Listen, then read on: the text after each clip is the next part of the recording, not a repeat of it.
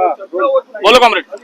Centre of Indian trade युनियनच्या वतीने आज राष्ट्रीय फेरीवाला धोरणाची अंमलबजावणी झाली पाहिजे म्हणून आम्ही रीतसर या ठिकाणी मोर्चा काढला. मोर्चाची परवानगी त्यांना विचारलो, त्यांनी परवानगी नाकारलं.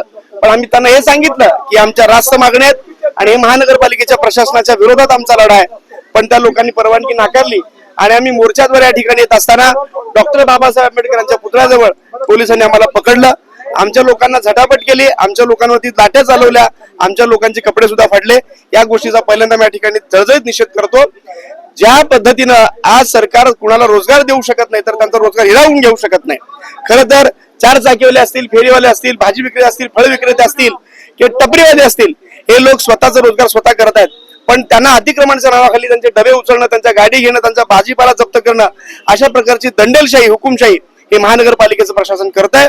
म्हणून आम्ही त्यांचा निषेध करतोय.